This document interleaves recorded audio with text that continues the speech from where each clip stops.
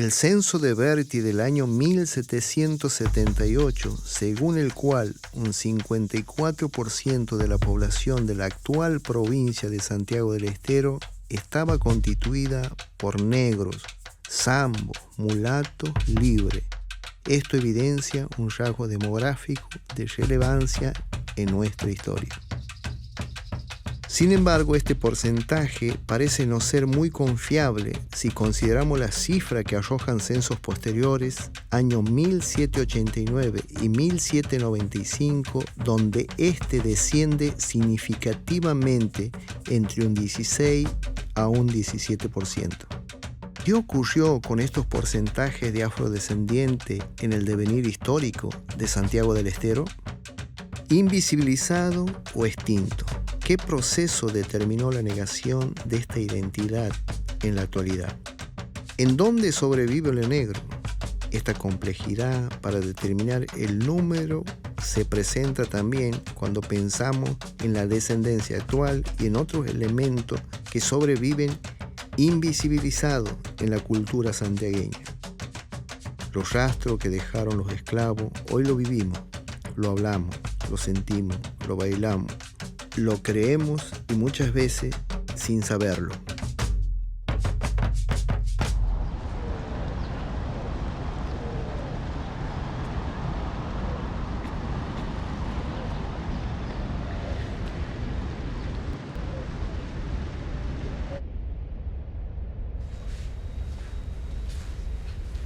La esclavitud empieza, digamos, como una manera de liberar, si se quiere, a la población indígena de los trabajos forzosos. Ya había varias denuncias, sobre todo, digamos, del ámbito eclesiástico, por la sobreexplotación de la mano de obra indígena a través de los servicios personales, y se busca, digamos, suplantarlo a partir de esclavos africanos en trabajos, digamos, rurales y en servidumbres y demás. Así que, de alguna manera, ese inicio de la esclavitud tiene que ver con eso, ¿no? El hecho de poder reemplazar la mano de obra indígena que estaba diezmándose en términos demográficos.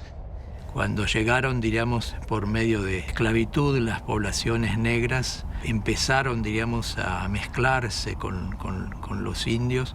Ahí se generaron la chacarera, la zamba. También influyeron en la lengua, en la quichua, o en el bilingüismo, ¿no? De la quichua y la castilla, en la Salamanca, en las fiestas de los santos y de las vírgenes. La esclavitud se desarrolla con las compras a los asientos, digamos, de Buenos Aires, al puerto de Buenos Aires, que eran las menores, podemos decir, por el hecho de que eran muy costosas, y principalmente por el contrabando. La labor del esclavo no solo era, digamos, en la producción rural y demás, sino también, digamos, en la servidumbre, ¿no? Como son tareas paralelas, digamos, que se realizan, sobre todo, digamos, la mujer en sí, ¿no? Que se ocupaba de los cuidados de la casa, de la servidumbre, incluso, digamos, de amamantar a los hijos, digamos, de los amos. Quizás no había como un rol primero de producción rural específicamente o de trabajo forzoso, que sí lo hacían los hombres, sino que convivían, digamos, ambas tareas, ¿no? Así que no es algo como ha pasado quizás en otros lugares. Lo interesante de Santiago del Estero, que no es casual, que haya empezado, digamos, a verse, a integrarse lo afro y a tener visibilidad, que es una manera, una forma de volver a las raíces y la necesidad que tenemos de saber este proceso histórico que tenemos todos. Ahora, ¿por qué Santiago del Estero está tan apuntalado por esta situación? Creo que en este letargo que nos dicen que tenemos los santiagueños, en esta cuestión de la quietud, creo que ha sido una forma de retroceder y resguardar para saber el momento oportuno de que esto aparezca, que se visibilice. Seguramente si esta situación de la negritud hubiera sido unos años atrás, no hubiéramos tenido la oportunidad de mostrarlo y demostrarlo, que en Santiago del Estero predomina la descendencia de la negritud, ¿no? El término negro, muy usado hasta la fecha, es lo que representa aquello que no se quiere, lo que se desprecia, lo que es inferior. Y eso es lo que a mí fundamentalmente me movió, digamos, a tratar de entender este proceso social, histórico, social, económico y político por el que atravesaba y atraviesa nuestra provincia. En el siglo XVIII nosotros tenemos como una diversidad de documentación interesante que nos muestra un poco más, digamos, cómo ha sido esa dinámica de la esclavitud en el territorio de la provincia, ¿no? Que junto, digamos, al NOA va a ser como un mercado de esclavos bastante importante en esos momentos. Hay un caso emblemático para nosotros, el caso de Manuela González, digamos. Bueno, Manuela González es un caso muy interesante. En realidad habría que ver si no hay otras Manuelas González, digamos, para ese periodo. Lamentablemente hemos encontrado un solo documento de 1829, en el cual da cuenta de varias cuestiones que son como atípicas, digamos, para la época, ¿no? Una esclava mujer que sabe leer y escribir, que tiene una cierta formación, y que va a defenderse prácticamente sola, ¿no? En un pleito judicial en el cual ella va a argumentar que ha trabajado lo suficiente, que tiene el dinero para poder comprar su libertad, pero que es la mitad del precio que había salido ella originalmente. Bueno, ahí, digamos, intervienen lo que sería, digamos, instancias superiores porque el juez se declaraba incompetente, y de alguna manera terminan dándole razón, hasta donde sabemos, a la ama, ¿no? Pero lo interesante de este documento en sí, resalto, es el hecho de la voz, ver la voz de la esclava, digamos, en el documento. Entonces, para nosotros es un documento muy interesante porque muestra la actitud, digamos, de una esclava hacia 1820 y pico, ¿no? Así que me parece que es algo que incluso se lo puede revitalizar hoy como una manera de visibilizar eso. A ver, recordemos que la esclavitud se transmitía vía materna, entonces mucha población que nacía libre a partir de que su madre era india, digamos, ¿no? O se le había concedido la libertad, entonces se ubicaba en distintos lugares, sobre todo en los márgenes de la ciudad, ¿no? Tenemos un ejemplo en lo que es la ranchería de Santo Domingo, por ejemplo, en la zona, digamos, de lo que sería actualmente el barrio 8 de Abril, que, bueno, es un barrio incluso hasta el día de hoy marcado, ¿no? O estigmatizado.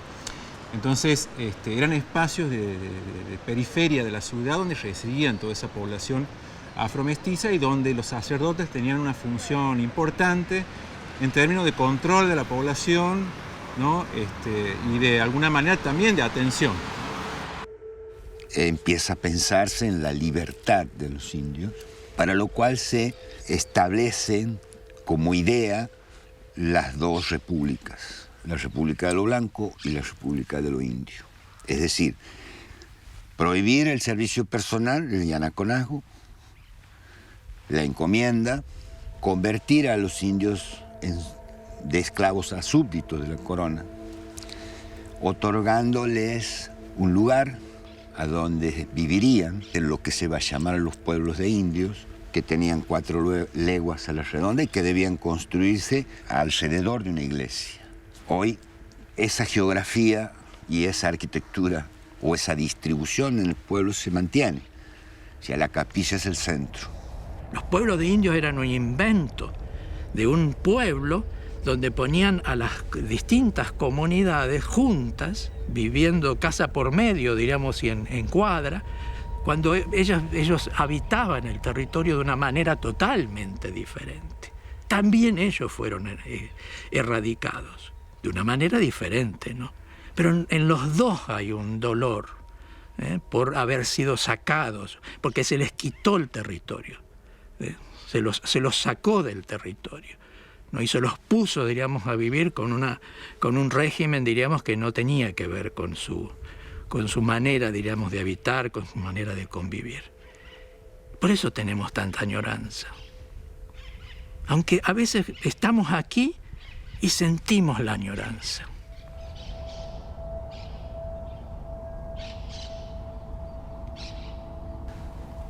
sabemos que la conquista y la colonización fue un profundo acto de desposesión que se legitimó a través de una organización política, social y económica regida por la pigmentocracia, a través de un dispositivo, un invento, el de la raza, que ya traían los españoles desde su propia tierra. Y es la forma en la que organizaron esta sociedad. Una sociedad de castas de acuerdo a ¿no? a esa cuestión, a ese modelo. Una cuestión regida por el color, que justificaba esa desposesión y legitimaba ese proceso.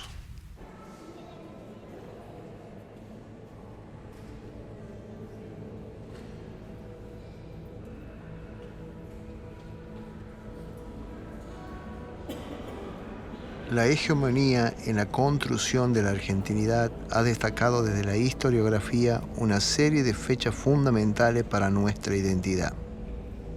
Una de ellas es el 2 de septiembre, donde festejamos el Día de la Industria Nacional. Pero lo que no se dice, se oculta. Son otras historias que rodean esa fecha y hace más de 400 años. Es que Francisco de Vitoria, primer obispo de la gobernación de Tucumán, exporta al Brasil productos elaborados con manos explotadas de las indígenas, encomendadas, y a cambio de ello recibe como parte de pago un cargamento con esclavos. Los comienzos de la industria en nuestro país estuvieron teñidos de sudor, sangre y esclavitud.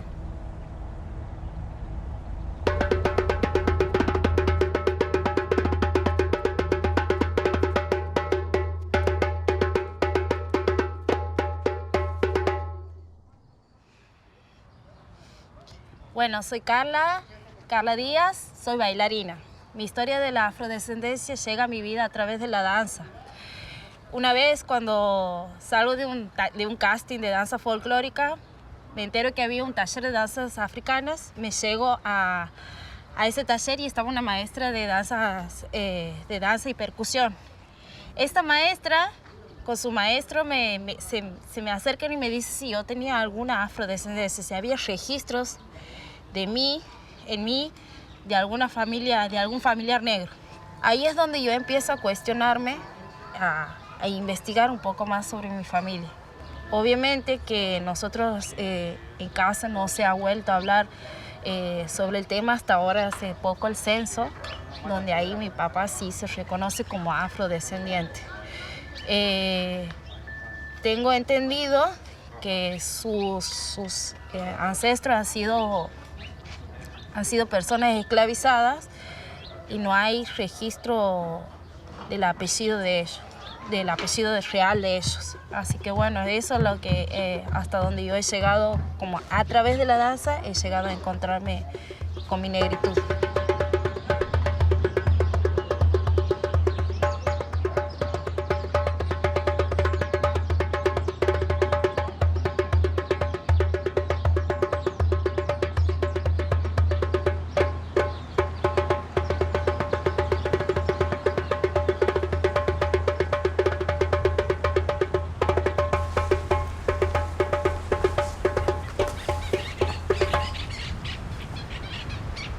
Isquimayo, te presento.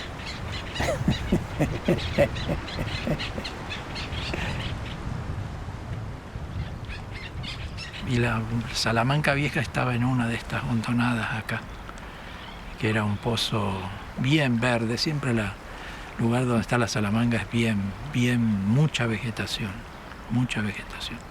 Y la Salamanca de Tuama, la Salamanca Vieja de Tuama, que estaba aquí junto al río, era una aguada, una desmadre del río, que cuando el río se retira queda ahí, digamos, un pozo de agua. Solo tenemos los dos ríos acá, el salado y el dulce, que se han movido mucho. Entonces ahí es un palimpsesto de de cauces viejos del río, toda la Mesopotamia santiagueña está dibujada, está trazada por los dos ríos que han cambiado de cauce tantas veces. Siempre la Salamanca aparece o en algún lecho viejo del río o en algún pozo que todavía tiene agua. La Salamanca es un lugar que se puede referenciar a un socavón del río, a un monte cerrado o a un hueco en la tierra. No tiene tiempo ni espacio. Y que funcionó y funciona durante mucho tiempo. Algunos como referencia de lo prohibido, de lo malo. Para otros es como el lugar a donde asisten quienes quieren obtener algún favor, pero siempre gente del pueblo, ¿no? En algunas de las artes que son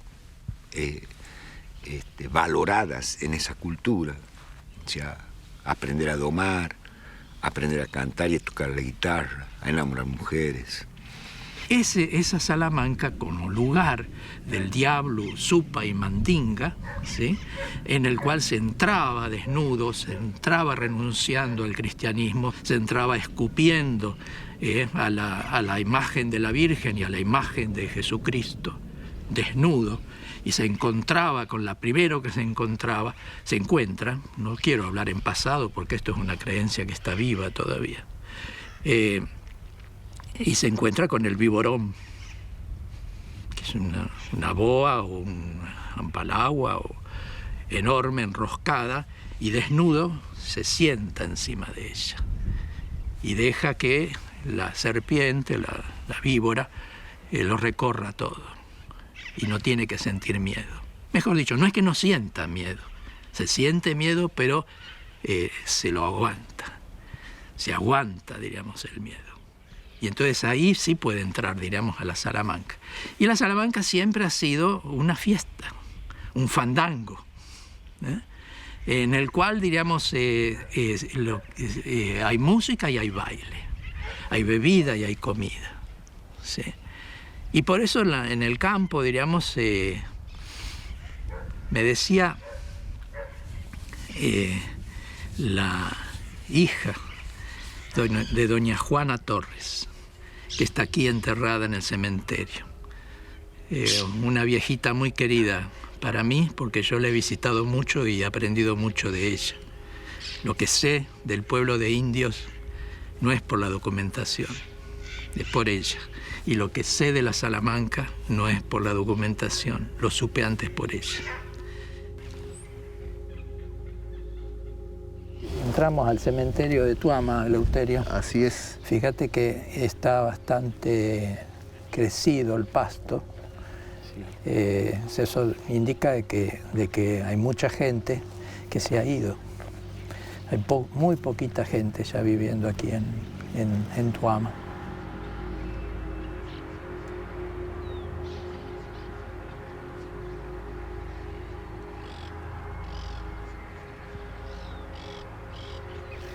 Esta es doña Juana. Acá está. Yo le he traído una piedrita de Catamarca, ¿ves? Sí. Le he puesto ahora cuando he llegado para dejársela ahí también para que la acompañe. Ella era rezadora de aquí de Tuama y yo he estado mucho con ella. Y esta viejita, que siempre que vengo la vengo a visitar, me decía la hija, cuando falleció en el 97, doña Juana, y se hizo la novena, en la novena, todos los días de la novena, se escuchaba la Salamanca. Entonces, negros invisibles, pero se escuchan, se han hecho escuchar. Esa es la resistencia. Extraordinaria, porque ¿qué es Santiago sin la música? ¿Qué es lo que tenemos, digamos, más entrañable, metido, ¿no? Es la música. ¿Cómo no va a estar en lo negro, digamos, en Santiago si está la música ahí? Pero no es lo negro solo. es lo negro con lo indio, es lo negro, diríamos, junto, diríamos, en esa mezcla extraordinaria que... Y el sentimiento de añoranza. Añoranza tiene que ver con este dolor por el desarraigo de África. Yo mucho no creo en el tema de los sin voz, ¿no? De los nadie, de los negados. Yo creo que más que nada se trata de aquellos que nos silenciaron la voz, ¿no? Como pueblos originarios y como afrodescendientes. Creo en el discurso negacionista y en el intento de, como te digo, de apagar esa voz. Pero esa voz siempre existió.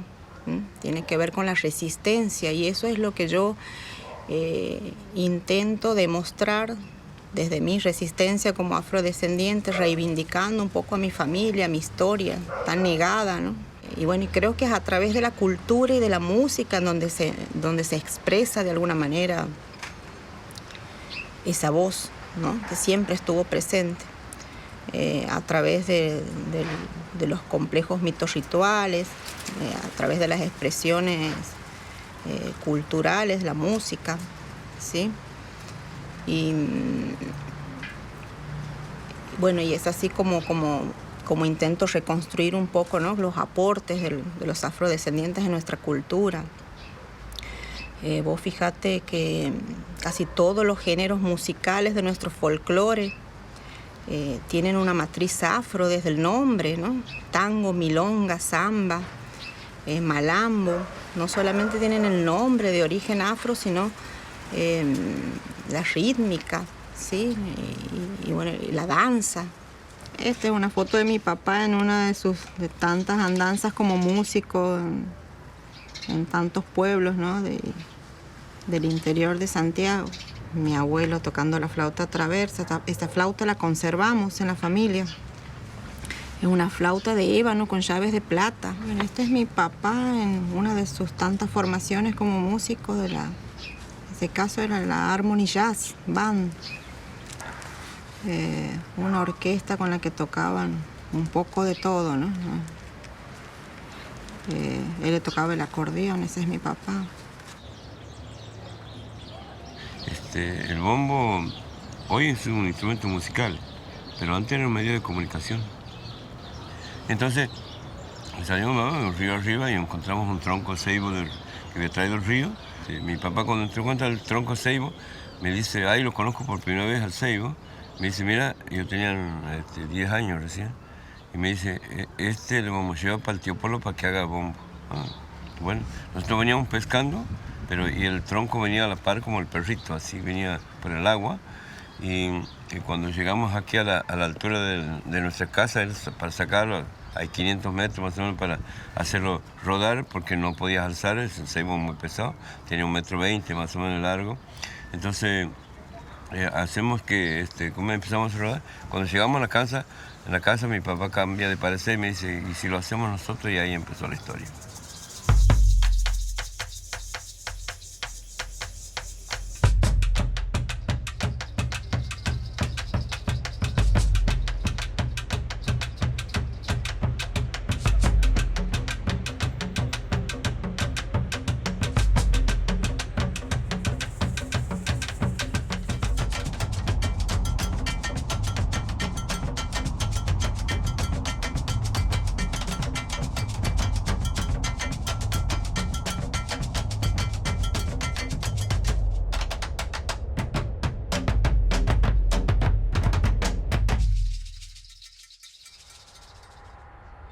Cabe señalar que Santiago del Estero cuenta con la particularidad de un pueblo en el que todos sus pobladores, unas 40 familias, son afrodescendientes. Se trata de San Félix, en el departamento Jiménez, a unos 130 kilómetros de la capital, sexta generación de los primeros habitantes que aún vive en el lugar. 2 esclavos libertos con marcas a fuego en la piel. Julián Guerra y Felipe Iramaín se casaron y lo que habían sido sus dueños, los Bría, le dieron una legua cuadrada en ese lugar. la primogénita de la pareja Felipa Guerra, se enamoró de Félix Alderete, el capitán de Montonera, que vino de la costa del río Salado para quedarse. El nombre del lugar, San Félix, hace honor a su nombre. Felipe era negra y Félix rubio, y de ello surgió el linaje con distintas huellas de mestizajes.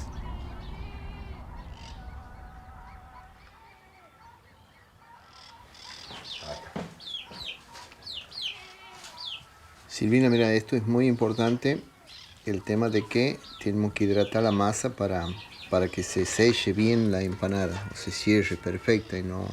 ¿De qué son las empanadas? Las empanadas, la verdad que son algunos le llaman chanfaina, otro menudencia, que tiene que ver con los órganos del cabrito o las tripas. Y esta era una comida de nosotros, de nuestros ancestros, los esclavos.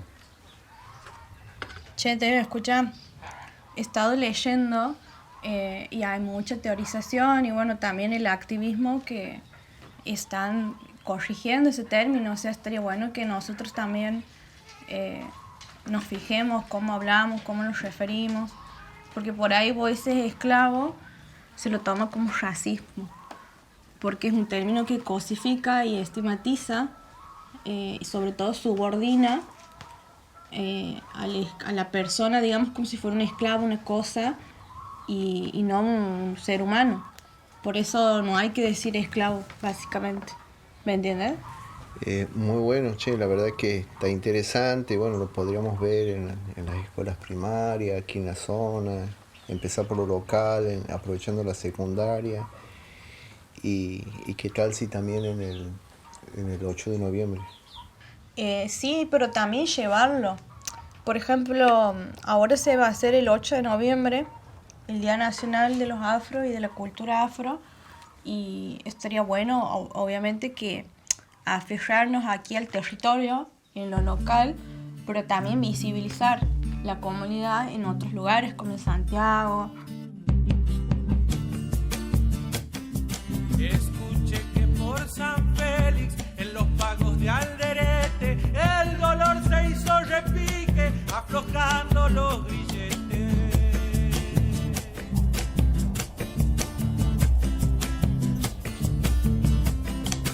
Fue una chispa entre las sombras, un bramido en los banales, luz de Guinea y Angola, se hizo golpe, se hizo parche.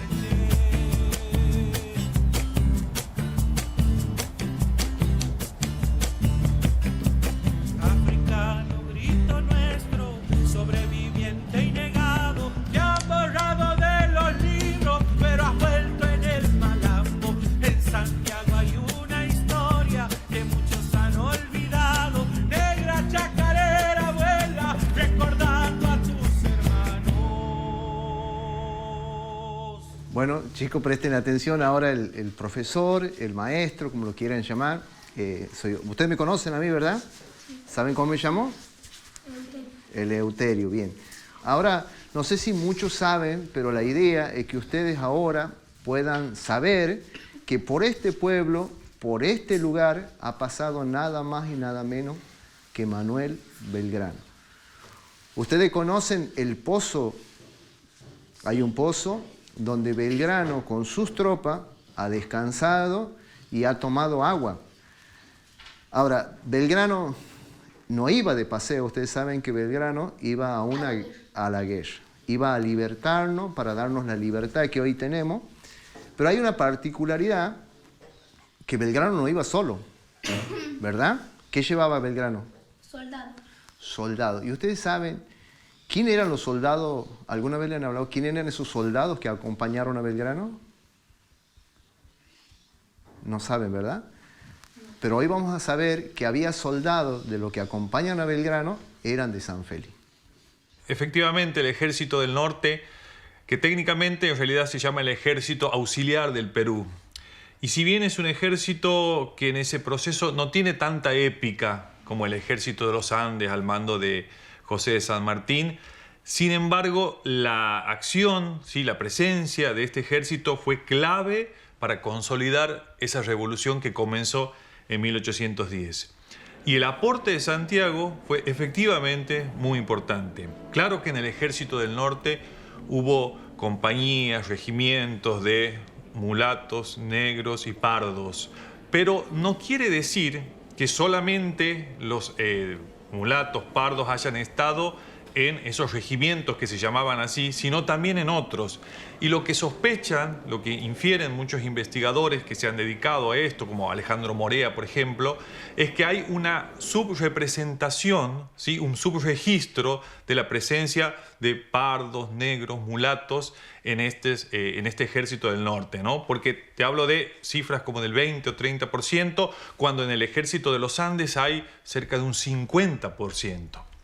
Pero yendo a la cuestión de Santiago del Estero, Santiago del Estero desde un principio sumó soldados a este ejército a través de los conocidos patricios santiagueños, liderados por Juan Francisco Borges, aquellos míticos 317 patricios que se sumaron a este ejército. Tenemos nombres, algunos más conocidos, ¿no? Como Ibarra, Lorenzo Lugones, Goncebat, pero también en esos más de 300 hay otros nombres que quizás no son tan recordados. Pero Santiago desde el principio puso hombres en ese ejército que en un primer momento tenía poco más de 1000 soldados y en un momento, hacia 1814 y 1815, llegó a tener casi 5000 soldados. ¿Cuánto suma todo este proceso, tanto al Ministerio de Educación, a la provincia o al mismo René Galván, la aparición de Remedio del Valle, la madre de la patria, en el billete de 500 pesos en este último tiempo? Bueno, creo que es un grandísimo aporte, es un aporte que era necesario mostrar, que era necesario visibilizar, sacarlo un poco de la periferia y traerlo al centro de la escena, y que eso genere debates, pero también genera reacciones a veces de aquellos que tienen a lo negro, digamos, que tienen esa mirada estigmatizante hacia la cuestión afro, que la tienen presente todavía y les cuesta aceptar que haya sido una mujer afrodescendiente, una mujer que ha dado su vida, que ha dado de su asistencia a los soldados de la patria, que ha llegado a luchar incluso en esos momentos de la revolución.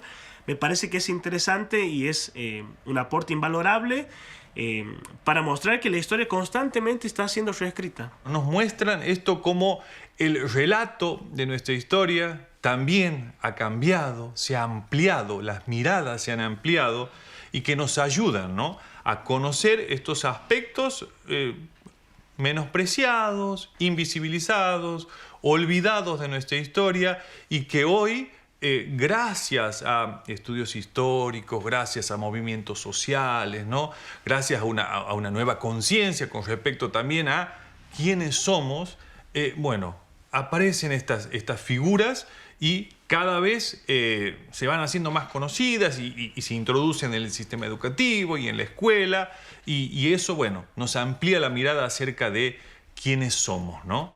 Te extrañamos. ¿Sabes por qué? Porque no se puede separar lo que se ata en el corazón. No se puede morir un sentimiento. Porque un soldado nunca muere. Solo muere quien es olvidado. Una doble jornada en San Andrés, departamento Jiménez, inmortalizó al héroe santiagueño David Melián, uno de los 44 tripulantes del Ara San Juan. Política, educación y especialmente historicidad fue lo más sobresaliente del trabajo de la comunidad ubicada a 150 kilómetros de la capital y representantes del Ministerio de Justicia y Derechos Humanos, la escuela número 1035 de San Andrés, familiares de los tripulantes del Ara San Juan, Centro de Educación Popular Antonio Gramsci, Municipalidad del Bobadal, agrupación de docentes santiagueños y espacio cívico de formación política llevaron adelante las actividades. Lo importante es que fue el primer reconocimiento en el país a los tripulantes del Ara San Juan y al submarinista David Melián, nacido y criado en San Andrés. Ahora, bebé, la verdad que cómo nos atraviesa la historia, digamos. Quizá podemos decirle amor a la patria. El fundador de San Andrés, sexta generación de David, participando Yo no le podía decir. Junto con Belgrano y San Martín, Adán Soria, digamos, en las Malvinas, y bueno, y David en Patrulla Eterna. Ah. Mi primo es primo hermano mío. Bueno, él se ha ido a las Malvinas, ahora mi hijo. Él nunca le podía decir, mi hijo pide la baja, porque el buque está mal. Nunca le podía decir yo, porque a él no le gustaba. Decirle algo de la Armada, él como que se sentía nervioso, incómodo. Bueno, así es, así somos los seres humanos, tenemos su paso, lógicamente, por este mundo, por esta tierra, pero particularmente a mí, como también yo me siento muy orgulloso por David, por Jairo, por José, por mi hermana también, que hayan decidido seguir esta carrera militar, que siempre tiene que ver con el país, con la patria, y a mí me lleva, digamos, la historia nuestra, en este caso de nuestro abuelo, afrodescendiente, acompañándolo a San Martín, a Belgrano, desde estos lugares, digamos, y creemos que hay una deuda pendiente del país hacia ellos. Sí. Ya hace un tiempo atrás, de aquí te vimos marchar. San Andrés abrió sus puertas para dejarte volar, para que así los mares tú los puedas conquistar. Cuéntanos de tus sueños, cuéntanos, David Melián. Cuéntanos cómo tus alas tú pudiste desplegar. Cuéntanos de tus días en el Lara, San Juan. Cuéntanos de tus miedos en el medio del mar. Claro que hay algo muy cierto, que ya no nos puedes contar, que ya no vemos tu foto, que ya no escribes más. Y nos cuesta entenderlo, que ya no nos contarás cómo has visto flameando nuestra bandera argentina en pabellón nacional.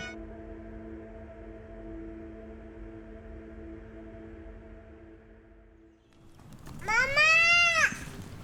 ¿Qué es lo como? Hermanos, los invitamos si quieren ofrendar una hojita de coca al fuego, como para presentarse, para empezar, ¿no? este día.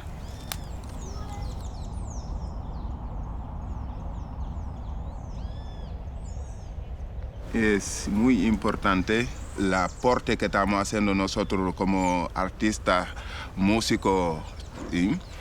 Y griot también, de base de nuestras raíces y nuestra cultura, ¿no? ¿Y cómo ves, digamos, esta cuestión de racismo, de discriminación que vivimos los afrodescendientes, inclusive en la Argentina? ¿Cuál es tu mirada? Bueno, mi mirada es sobre la discriminación y la xenofobia, y siempre está. Y más que nosotros, y todo el día la enfrentamos en la calle, en los ojos de la gente, en la inseguridad también, y con nuestra piel, que no sé cómo puede decirte la gente, cuando uno ve lejos, pues hay veces piensa que somos malos o somos gente que somos malos, digamos. Entonces ya los gestos lo va a sentir de lejos. Por nosotros tenemos, no sé, imágenes malos o somos malos, somos linda gente. Además nosotros venimos acá a aportar culturalmente, económicamente y socialmente. También somos parte. Y hoy tenemos hijos que son descendientes también. Y eso, todo lo que pasa, no quiere que le pase también a nuestros hijos, que es la nueva generación, y queremos fortalecer eso, pero la discriminación siempre está en nuestra propia casa.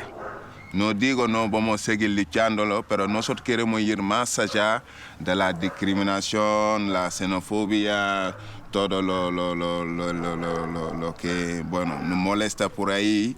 Pero nosotros tenemos otra mirada más allá que todo eso, digamos. Queremos un buen futuro y queremos apoyar también a nuestra familia para que hoy día puedan enfrentar cualquier situación en una manera digna y noble también. Eso es lo que queremos. Nuestra lucha es eso. La verdad que en este momento nos atraviesa la música, la cultura, la historia. Y me gustaría pedirte, digamos, porque yo siento que en el caso nuestro ha sido un acto discriminativo, de invisibilización, de que hayamos, por ejemplo, tener la posibilidad, no tener, por ejemplo, el tambor en San Fel y en Santiago del Estero. Sí, agradecido porque a través del tambor tenemos el bombo, claro. Me siento orgulloso. Pero me gustaría en este tiempo que me puedas enseñar los primeros golpes con ese tambor. Para tocarla, ese tambor tiene 7 golpes o más, ¿sí? Siempre tiene también la clave, como el bombo levero, que tiene siempre el arro. También tenemos mucho ritmo que empieza con arro, ¿sí? En primer lugar, el arro, como por ejemplo, si quieres hacer un tocado de tocada de ¿cómo se llama? Como chacarera, como 6x8, voy a hacer acá. Esa es la roda 6x8, digamos. Al mismo tiempo, en el tango, está ese clave. Cha, chin, cha, cha, chin, cha, cha, cha, cha. ¿Sí? Está ahí, ese clave. Entonces, para tocarla acá, en el parche, acá la molde del mano siempre tiene ese 2 golpes, que sería pin y paj. Después, lo otro golpe que sería uran, tai, ta, bin, paj, che. Tiene que ver los golpes con las técnicas. Conjunto, palo y mano, que sería ese uran, se llama. Uran. Después, tach. Después, ta. Después,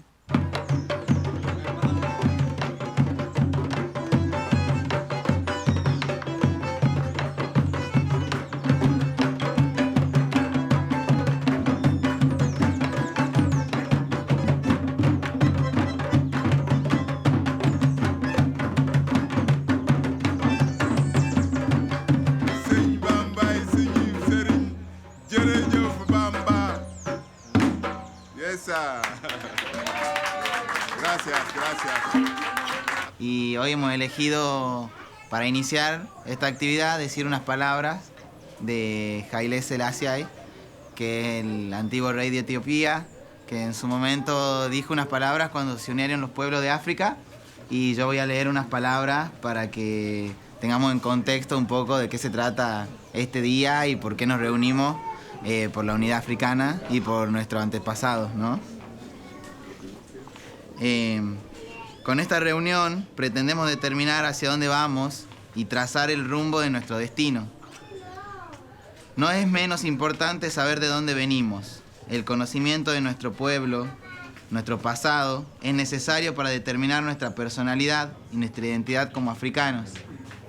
Nuestro Armagedón ha quedado en el pasado. África ha renacido como un continente libre y los africanos han renacido como hombres libres. La sangre que fue derramada y los sufrimientos que se soportaron son hoy día el abogado de África para su libertad y unidad.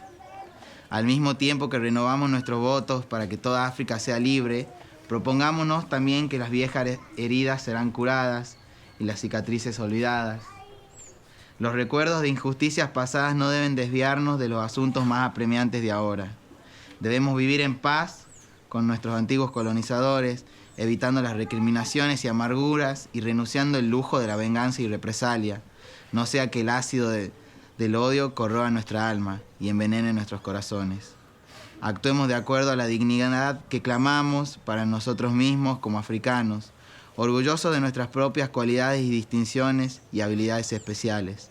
La historia nos enseña que la unidad es la fuerza y nos exhorta a sumergir y vencer nuestras diferencias en la búsqueda de metas en común, a luchar con todas nuestras fuerzas juntas por la verdadera hermandad y unidad de África. Inspirados en las palabras del emperador Haile Selassie, queremos dejar atrás todo tipo de opresión impuesta y reconstruir nuestra relación con el mundo a través de una ceremonia de unión y libertad en familia. Reconciliarnos con nuestro pasado y nuestra historia es fundamental para dar lugar al mundo que soñamos, libres de resentimientos y libres de deseos de venganza.